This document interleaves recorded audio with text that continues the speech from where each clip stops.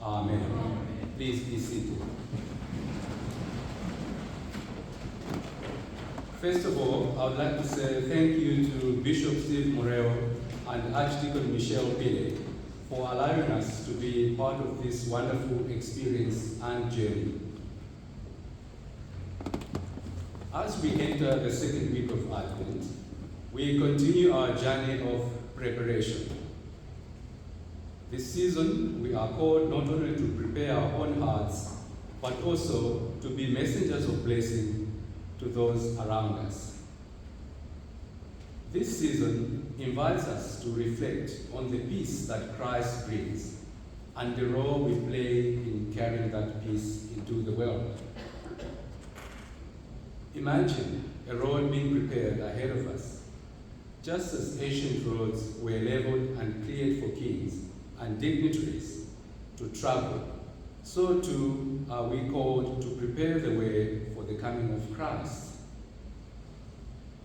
This preparation isn't about perfection, but about making space, clearing the obstacles of our hearts and lives, so that Christ's peace may enter and dwell within us.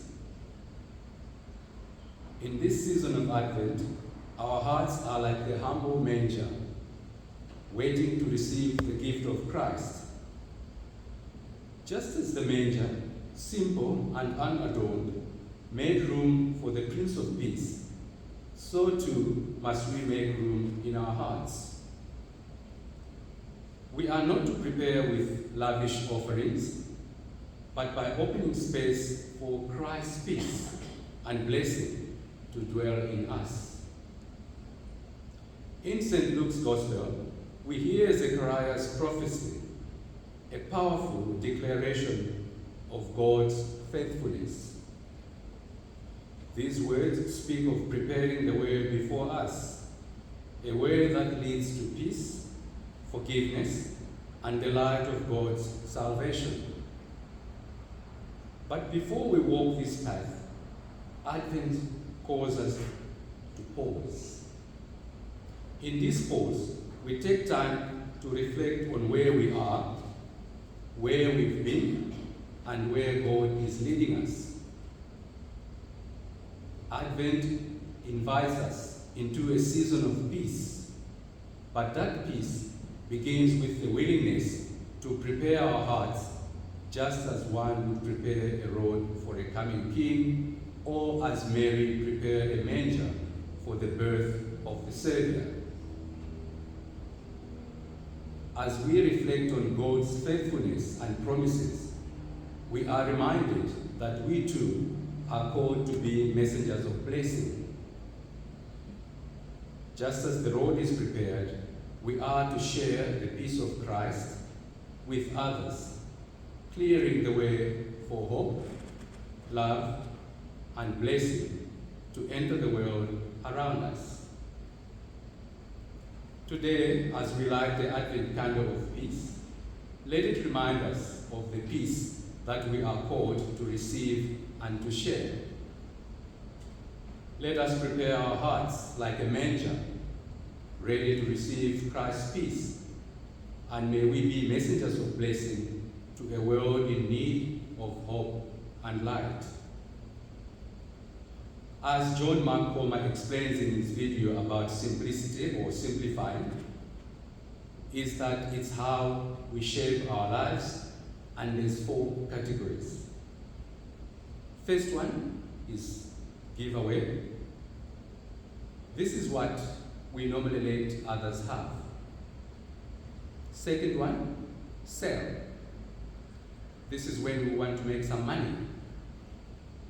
Third one, throw away or recycle. This is what is not worth keeping or needs to be thrown away or recycled. Fourth one, weight pile. This is where everything is kept for future use or because we can't decide what to do with them.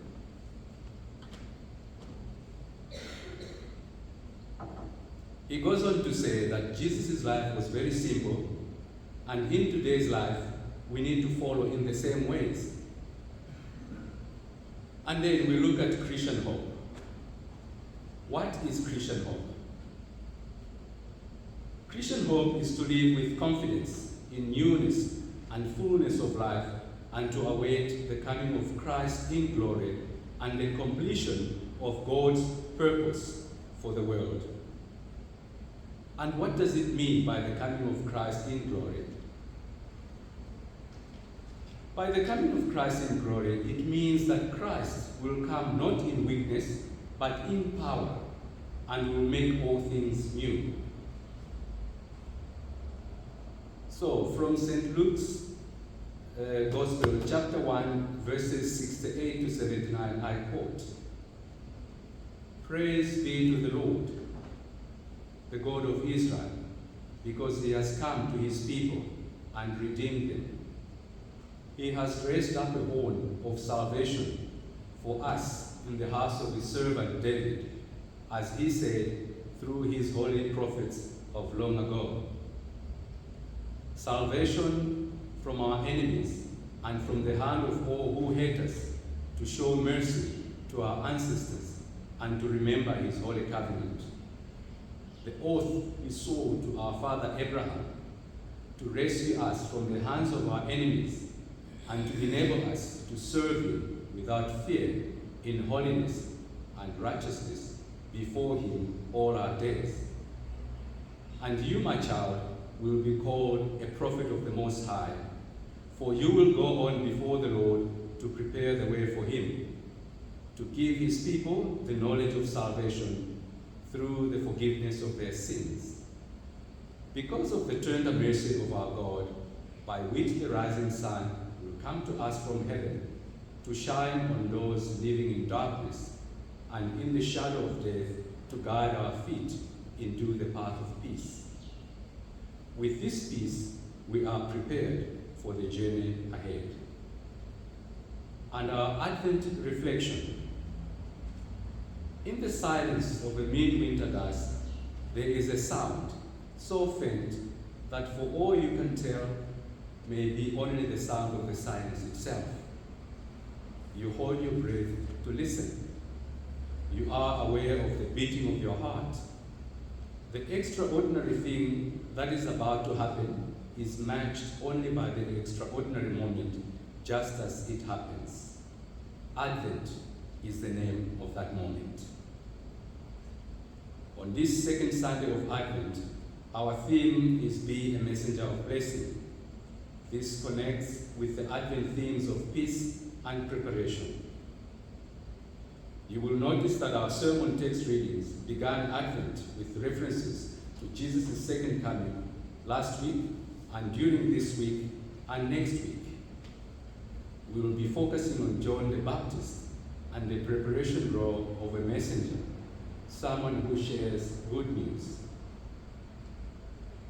Our call to worship comes from the book of Malachi, speaking of a messenger sent to prepare the way before. The sermon text from St. Luke chapter 1, verses 68 to 79 features the Song of Zechariah, offering ideas about the importance of taking a pause to reflect on where we are, where we have been, and where God has promised to take us before we share with others the blessings of Jesus. As we near the end of the year, we start seeing articles and programs that feature the year in review, and these are sometimes called retrospectives, which means looking back on or dealing with past events or situations. And they often highlight what the creators might decide are the best or worst moments, for example, in television, movies, music, or any other category you might think of. Let us pray. Almighty God, graciously grant that your word which we have heard may be inscribed inwardly on our hearts, and as we receive your word meekly with pure affection, may our hearts be filled with peace, love, and reverence for you. Amen.